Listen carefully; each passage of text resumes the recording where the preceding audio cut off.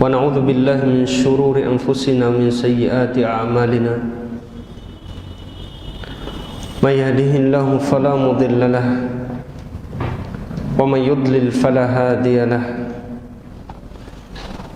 أشهد أن لا إله إلا الله وحده لا شريك له وأشهد أن محمدا عبده ورسوله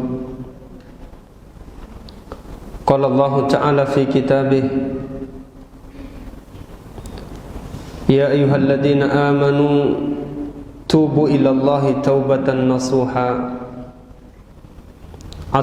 عسى ربكم أن يكفر عنكم سيئاتكم ويدخلكم جنات تجري من تحتها الأنهار يوم لا يخزي الله النبي والذين آمنوا نورهم يسعى بين أيديهم. Ibu-ibu, para akhwat, para ummahat, semoga Allah Subhanahu wa ta'ala senantiasa membimbing hati kita dan langkah kita di atas kebenaran dan kebaikan hingga kematian kita. Kita bersyukur kepada Allah sampai pada hari ini, pada detik ini, kita masih diberikan kesehatan, kesempatan, waktu yang luang, dan juga diberikan taufik untuk bisa kita sama-sama melangkahkan kaki kita menuju majelis ilmu. Semoga kehadiran kita di dalam majelis ini menjadi sebab diampuninya dosa-dosa kita, menjadi sebab kita dirahmati oleh Allah Subhanahu wa ta'ala, menjadi sebab dijauhkannya kita dari keburukan-keburukan. Karena seorang muslim, seorang mukmin, harapan tertinggi dia di dalam kehidupannya di atas dunia ini adalah bagaimana agar dirinya diridhoi dan dirahmati oleh Allah Subhanahu wa ta'ala. Kalau kita melihat perjalanan kehidupan orang-orang sebelum kita, para salafus saleh, cita-cita dan angan-angan tertinggi mereka bukan tentang apa yang Allah Subhanahu wa ta'ala hamparkan berupa kenikmatan dunia yang disegerakan, namun menjadi impian dan harapan mereka agar bagaimana menjadi penduduk Al-Firdaus Al-A'la, menjadi salah satu dari penghuni surga-surga. Ibu-ibu yang dirahmati Allah, sebagaimana tema yang kita akan bahas pada sore hari ini, insyaallah kaitan dengan rintihan air mata taubat.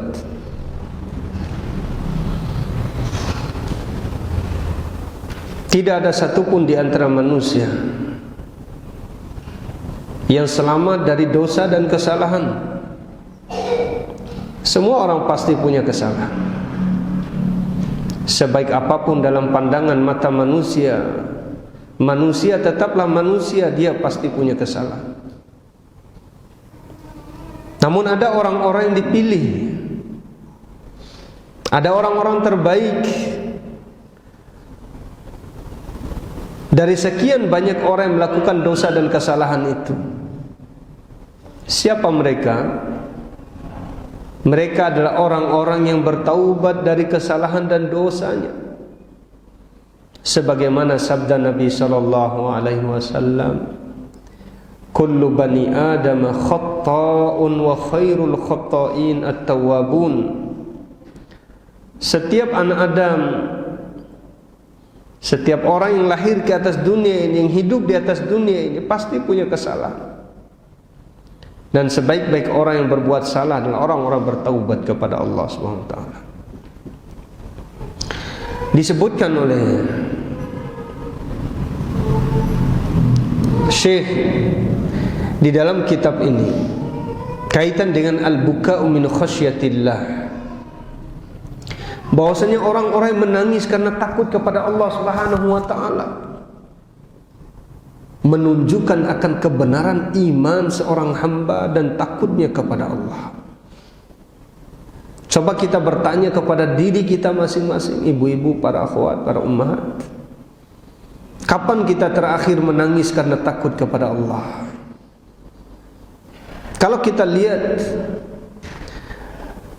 selama kehidupan kita, berapa tahun kita setelah mendapatkan hidayah Allah Subhanahu wa taala, hidup di atas sunnah Nabi sallallahu alaihi wasallam, kapan terakhir kita merintih di hadapan Allah, menangisi dosa-dosa dan kesalahan-kesalahan kita?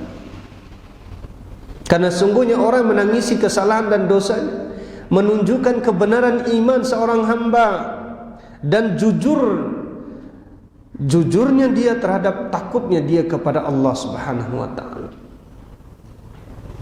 Oleh sebab itu, di antara sebab yang menjadikan hati orang itu, yang menghalangi seseorang itu menangisi kesalahan-kesalahan dia adalah karena telah kering di hatinya daripada perasaan takut kepada Allah, karena kurangnya dia keimanannya kepada Allah. Di dalam surah Al-Isra, Allah Ta'ala berfirman, innal ladzina utul ilma min qablih, sesungguhnya orang-orang dikasih ilmu oleh Allah, yaitu pada kaum sebelum beliau, artinya sebelum diutusnya Nabi Muhammad sallallahu alaihi wasallam, idza yutla alaihim yakhiruna lil adqani sujada, apabila dibacakan kepada mereka ayat-ayat Allah Subhanahu wa taala atau disebutkan nama Allah Subhanahu wa taala, mereka sujud. Wa yaqulun, dan mereka mengatakan, subhana rabbina in kana wa'du rabbina lamaf'ula, maha suci Allah Rabb kita, sesungguhnya janji Allah itu benar-benar akan ditepati dan dilaksanakan.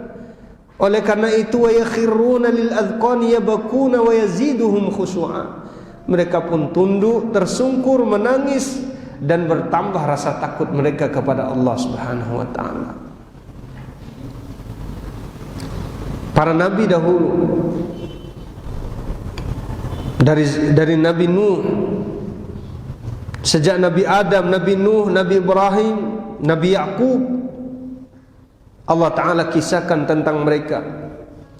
Ulaika alladzina an'ama Allahu alaihim minan nabiyyin, mereka adalah orang-orang yang telah diberikan nikmat oleh Allah. Siapa yang Allah kasih nikmat kepada mereka? Minan nabiyyin, yaitu dari para nabi. Min dzurriyyati Adam, dari keturunan Adam. Dan wa mimma hamalna ma'a Nuh, dan orang-orang yang kami angkut bersama Nuh di atas kapal. Wa min dzurriyyati Ibrahim, dari keturunan Ibrahim, wa Israil, keturunan Yakub, wa mimman hadaina wajtabaina, dari orang-orang yang kami kasih hidayah dan yang kami pilih. Idza tutla alaihim ayatul rahmani kharru sujadan wa bukiya, apabila dibacakan kepada mereka ayat-ayat Allah, mereka tersungkur sujud sambil menangis karena takut kepada Allah. Berarti orang yang menangisi kesalahan, orang yang menangisi dosa-dosanya menunjukkan bahwasanya mereka adalah orang-orang pilihan Allah, dan mereka adalah orang-orang dikasih petunjuk oleh Allah Subhanahu wa taala. Kita hidup di zaman ini, ibu-ibu, para akhwat, terlalu banyak dosa-dosa yang kita lakukan kalau kita mau hitung-hitung dosa kita, dan begitu sedikit daripada amal-amal kebaikan yang kita lakukan. Makanya Nabi kita Muhammad sallallahu alaihi wasallam, setiap hari beliau itu beristighfar selama berapa kali, ibu-ibu? Sebanyak berapa kali? Beliau beristighfar, bertaubat kepada Allah lebih dari 70 kali, dalam hadis yang lain 100 kali. Ini Nabi kita Muhammad sallallahu alaihi wasallam. Beliau adalah suri tauladan dalam segala hal. Suri tauladan di dalam ibadah, suri tauladan di dalam akhlak, suri tauladan dalam muamalah, suri tauladan dalam beribadah kepada Allah Subhanahu wa taala. Sampai suatu ketika Aisyah radhiyallahu taala anha, sebagaimana yang sudah kita sering mendengarkan hadis-hadis yang berkaitan dengan ibadahnya Nabi sallallahu alaihi wasallam. Beliau itu kalau salat malam, kebiasaan beliau ketika salat malam itu adalah memperpanjang berdirinya, memperpanjang rukunya. Ketika membaca Al-Quran, beliau menangis. Dan dipilih oleh beliau ayat-ayat yang panjang yang beliau baca ketika salat malam.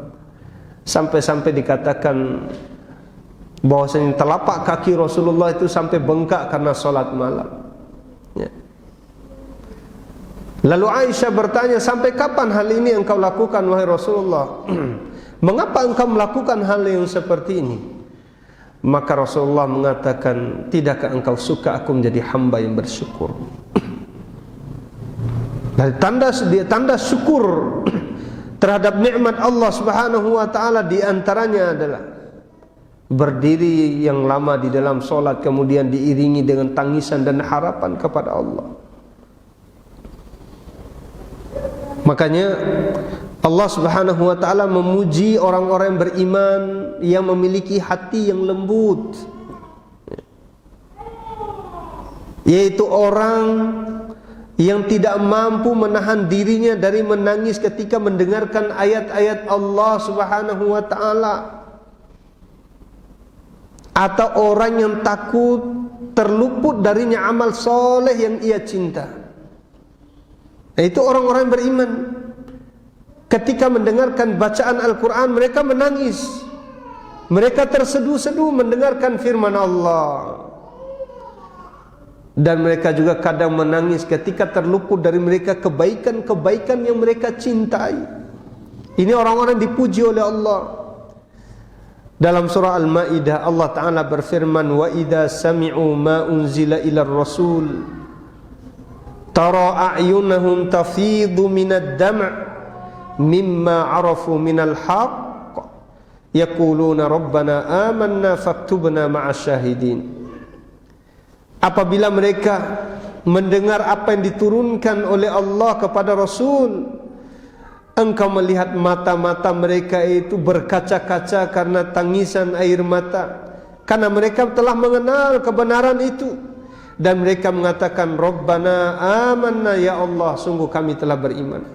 Faktubna ma'asy syahidin, maka golongkanlah kami ke dalam golongan orang-orang yang bersaksi dan menyaksikan kebenaran. Orang-orang dahulu di zaman Nabi Muhammad SAW yang Allah berikan petunjuk kepada mereka, mereka menangis karena telah mendapatkan kebenaran yang telah mereka cari.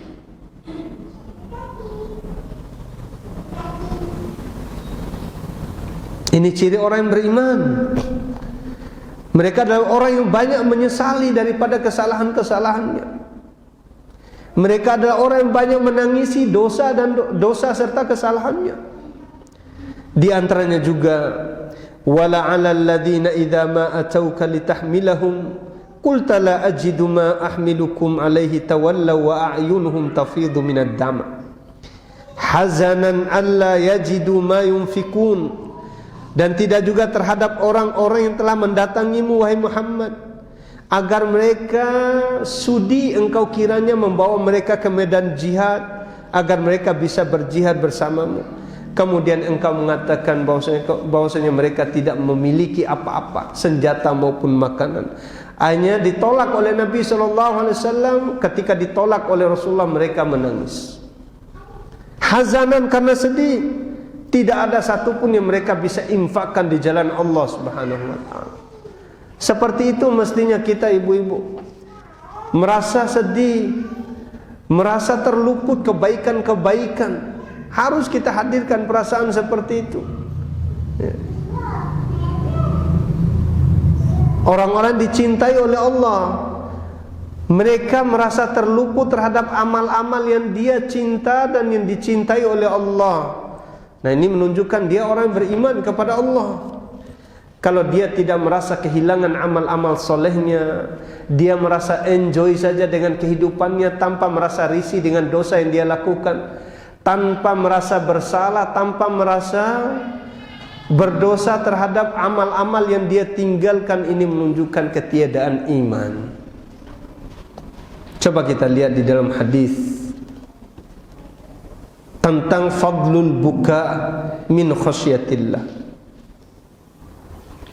Di antara keutamaan menangis karena Allah Subhanahu wa taala, sababun lil istidlal bi arsyir rahman, merupakan sebab seseorang akan mendapatkan naungan di bawah arsy-Nya Allah. Imam Bukhari dan Imam Muslim di dalam sahihnya dari sahabat Abu Hurairah radhiyallahu taala an, Nabi sallallahu alaihi wasallam bersabda, sab'atun yuzilluhumullahu fi zillih yauma la zilla illa zilluh. Ada 7 golongan di hari kiamat nanti yang akan diberikan naungan oleh Allah, tidak ada lagi naungan kecuali naungan Allah Subhanahu wa taala. Siapa 7 golongan itu, ibu-ibu? Yang pertama siapa? Yang pertama adalah imamun adil, pemimpin yang adil. Kemudian yang kedua, syabun nasya'a fi ibadatillah, anak muda, remaja, pemuda maupun pemudi yang tumbuh taat kepada Allah Subhanahu wa taala.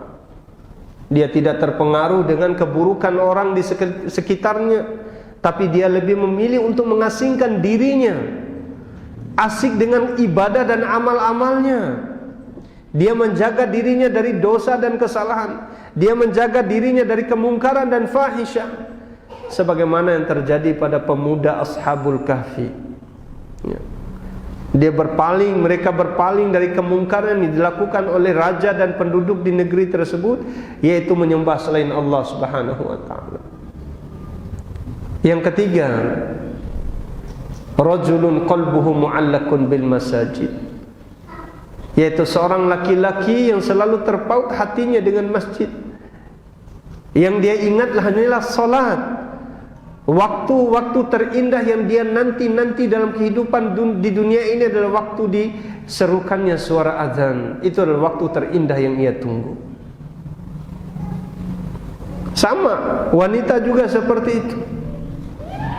Yang dia nanti adalah waktu dia beribadah kepada Allah Subhanahu wa taala, karena dia telah menemukan kelezatan di waktu-waktu tersebut, sebagaimana Nabi kita Muhammad sallallahu alaihi wasallam telah memberikan kepada kita suri tauladan contoh. Bagaimana beliau mengatakan kepada Bilal bin Rabah, "Ya Bilal, arihna bis shalah." Wahai Bilal, jadikanlah kami istirahat di dalam salat-salat kami. Dia menemukan kebahagiaan, ditemukannya ketenangan, ditemukannya daripada kebahagiaan yang sesungguhnya, yaitu di dalam solatnya. Maka waktu-waktu itu adalah waktu yang dia nanti di dalam kehidupan dia. Yang keempat, rajulani tahabba fillah ijtama'a alaihi wa tafarraqa alaihi. 2 orang yang saling mencintai karena Allah. Dia tidak mencintai saudaranya karena jabatan yang dia pangku. Dia tidak mencintai saudaranya karena ketampanan atau kecantikan wajahnya. Dia tidak mencintai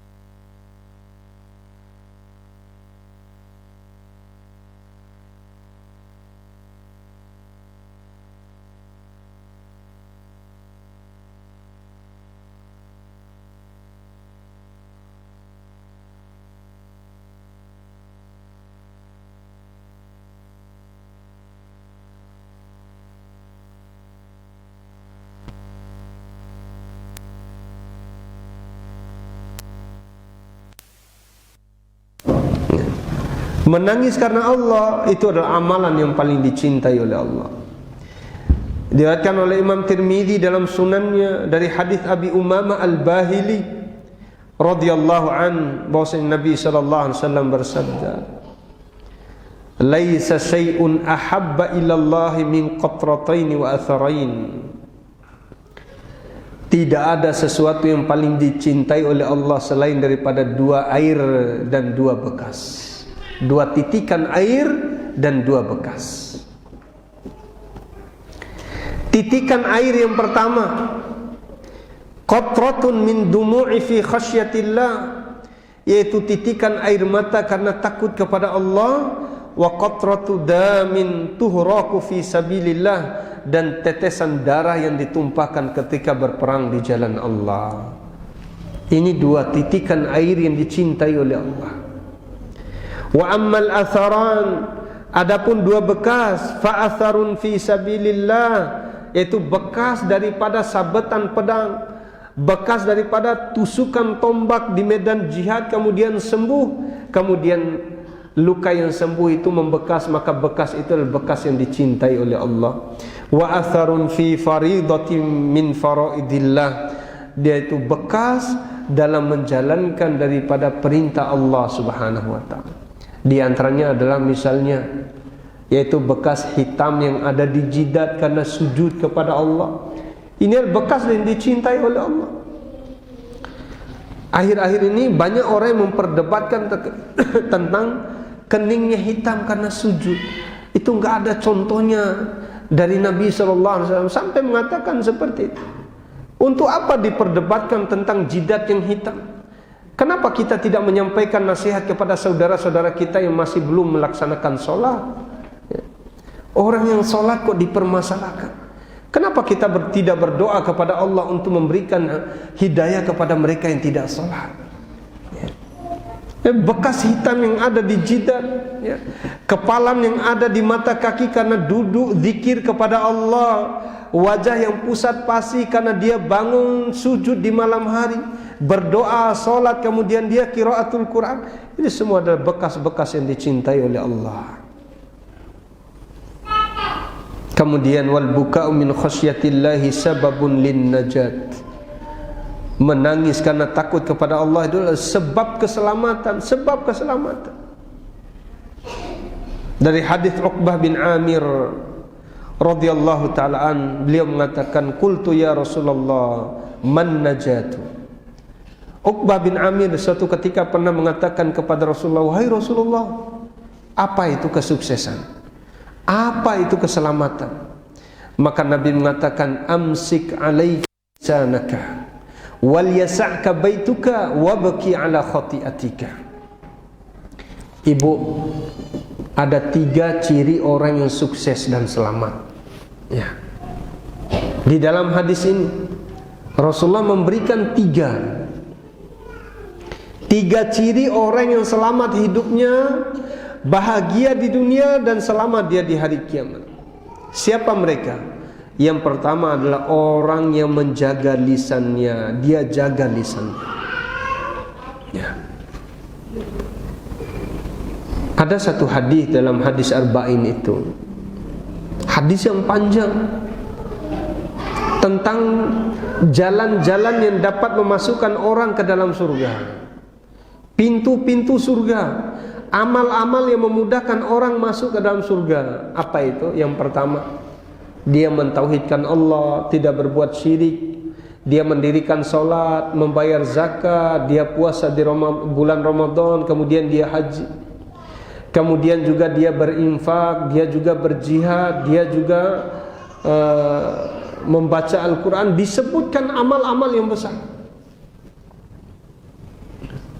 disebutkan amal-amal yang besar tentang puasa, tentang sholat dan yang lainnya. Tapi uniknya Rasulullah SAW di ujung hadis ini beliau mengambil lisannya, memegang lisannya, kemudian diarahkan kepada lawan bicaranya yaitu Mu'adz bin Jabal radhiyallahu anhu. Beliau menjulurkan lidahnya, kemudian beliau mengatakan, kuffa 'alaika hadza, jaga ini, Yang dimaksud oleh Rasulullah yang disuruh dijaga adalah lisan. Kemudian Mu'ad bin Jabal mengatakan, "Ya Rasulullah, hal yakubbun nasu fin nari ala manakhirihim aw qala ala hasaidi alsinatihim?" Wahai Rasul, apakah Allah akan menyiksa seseorang dan menyeret seseorang menuju neraka karena sebab lisannya? Maka Rasulullah SAW mengatakan, "Thaqilatka ummuka ya Mu'ad." Ya. Ini yang barusan ana sebutkan itu adalah jawaban dari Rasulullah kaitan dengan pertanyaan Mu'ad. Wahai Rasulullah, apakah kita akan disiksa oleh Allah dengan sebab lisan kita? Maka Rasulullah mengatakan seperti apa yang sudah ana sampaikan tadi. Ini menunjukkan bahwasanya di dalam hadis ini hal pertama yang disebutkan oleh Nabi SAW adalah tentang lisan, menunjukkan akan bahayanya lisan dan keutamaan daripada ibadah lisan. Amsik alaika lisanaka, jaga lisanmu ketika engkau hendak membicarakan kebaikan dan itu maslahat buat kamu dan orang lain, silakan sampaikan. Ketika engkau berbicara tentang sebuah pembicaraan kemudian tidak mendatangkan kebaikan untukmu dan saudaramu, jangan engkau bicarakan. Ketika engkau mendapati lisanmu akan membicarakan sesuatu yang dapat mendatangkan kemurkaan Allah, lebih-lebih untuk tidak dibicarakan. Apalagi dengan pembicaraan yang mendatangkan persengketaan di tengah-tengah kaum muslimin, lebih-lebih lagi untuk tidak dibicarakan. Amsik alaika lisanaka, jaga lisan. Ini sumber kebahagiaan yang pertama, Ibu. Kemudian sumber kebahagiaan yang kedua, wal yasa'ka baituka, perluas rumahmu, perbesar rumahmu. Apa artinya perluas rumahmu? Isi rumahmu dengan ibadah, maka hatimu akan lapang. Percuma rumah besar tapi kosong dan hampa dari beribadah kepada Allah.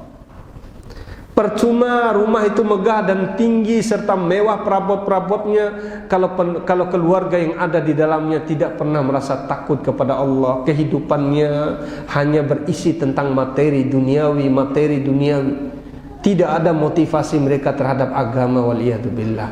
Jangan sampai kita seperti ini, ibu-ibu.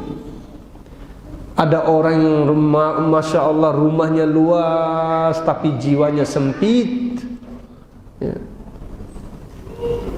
Ada orang yang jabatannya tinggi tapi jiwanya hina dan rendah. Orang beriman tidak seperti itu. Sekecil dan semungil apapun rumah yang dia bangun, selama dia merasa qanaah terhadap pemberian Allah, maka hatinya akan merasakan kelapangan meskipun manusia memandang rumahnya sempit. Seperti itu orang beriman. Dia memandang dari sisi yang lain, bukan seperti pandangan kebanyakan manusia. Wal yasa'ka baituka wal yasa'ka baituka, luaskanlah rumahmu dengan beribadah kepada Allah. Itu maksudnya. Diisi dengan baca Quran, diisi dengan pendidikan-pendidikan yang terbaik yang kita harapkan daripada kebaikan-kebaikan itu di dunia ini dan berakhir di hari kiamat nanti. Itu yang kita harapkan dari rumah tangga kita dan keluarga kita. Kemudian yang ketiga, sumber kebahagiaan itu adalah ibki ala khati'atik, tangisilah kesalahan-kesalahan, ya. Disuruh oleh Rasulullah kita ini menangisi kesalahan kita. Karena sesungguhnya orang yang menangisi kesalahannya menunjukkan mereka adalah orang-orang yang dikasih hidayah dan petunjuk oleh Allah, sehingga kesalahan-kesalahan tadi itu dihapus oleh Allah dan diganti dengan pahala. Ini dia sumber kebahagiaan, sumber keselamatan. Yang pertama apa tadi, Ibu? Jaga lisan. Yang kedua, kita isi rumah kita dengan beribadah kepada Allah. Yang ketiga adalah memperbanyak menangisi dosa dan kesalahan kita. Kemudian yang keempat, wal buka'u min khasyatillah min asbabit tahrim 'alan nar. Menangis karena Allah Subhanahu wa taala merupakan sebab seseorang itu diharamkannya masuk ke dalam api neraka. Subhanallah. Orang yang menangis karena Allah, ini merupakan sebab seseorang itu diharamkan masuk ke dalam api neraka.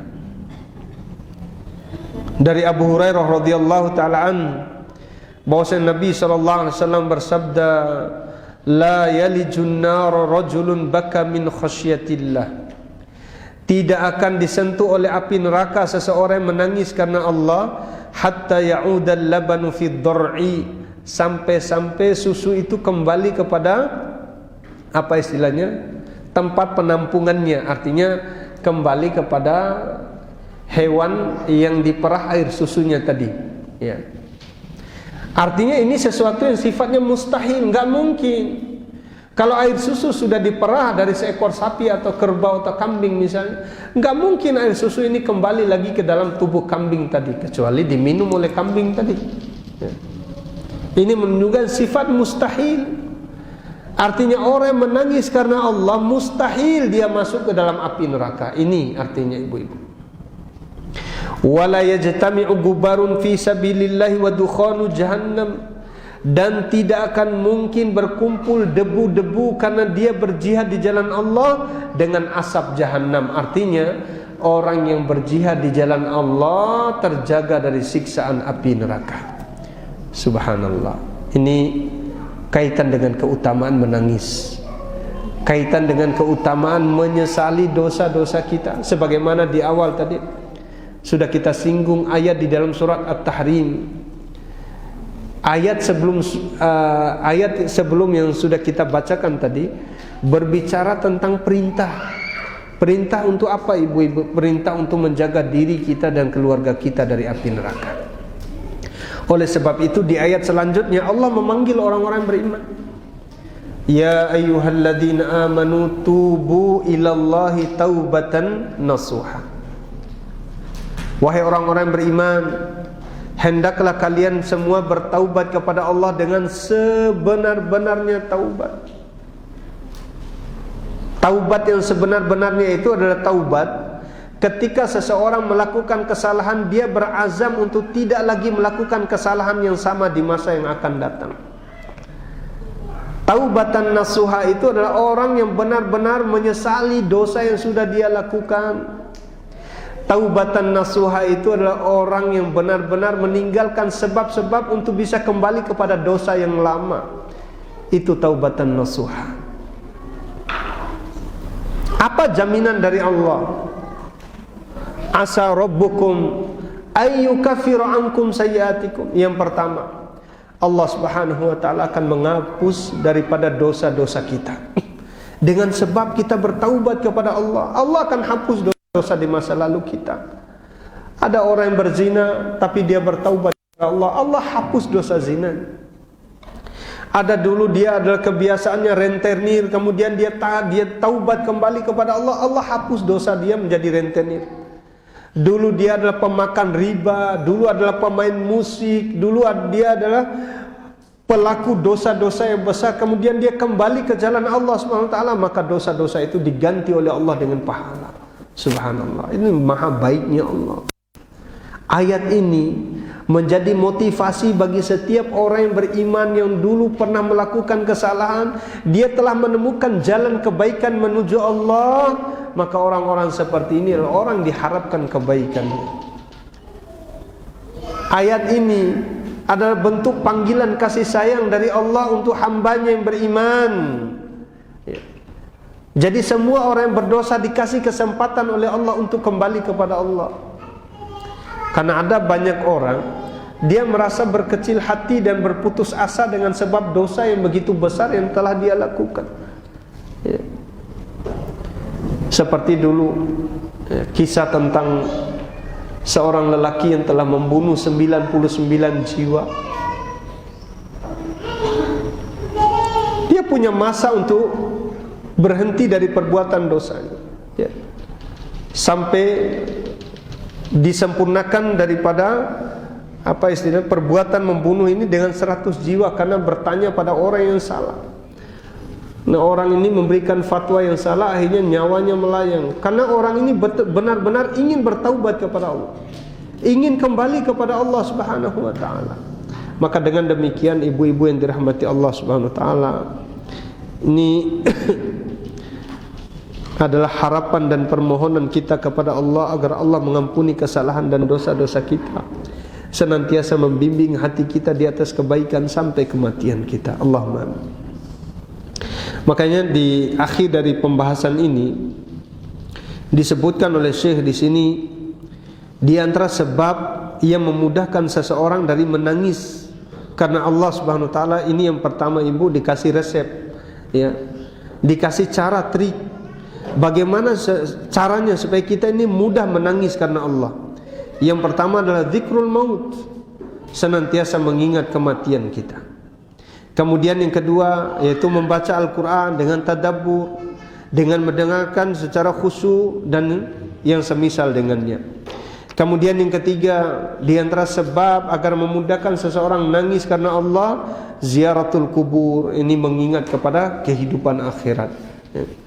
Ini adalah resep-resep yang luar biasa yang mestinya kita sebagai seorang muslim mempersiapkan dirinya. Dan ini termasuk daripada orang yang disebutkan oleh Nabi SAW, al-qayyis, orang-orang yang cerdas. Nah, orang yang cerdas itu adalah orang yang menyiapkan dirinya terhadap kematian yang akan mendatanginya, kemudian menyiapkan dirinya terhadap kehidupan setelah kematiannya. Inilah orang-orang yang cerdas.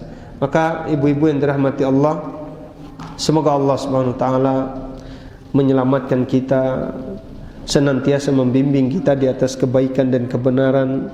Semoga Allah menutup kehidupan kita dengan husnul khatimah, dan semoga di hari kiamat nanti kita dikumpulkan bersama orang-orang diselamatkan oleh Allah dari api neraka, kemudian dimasukkan ke dalam surganya. Allahumma amin.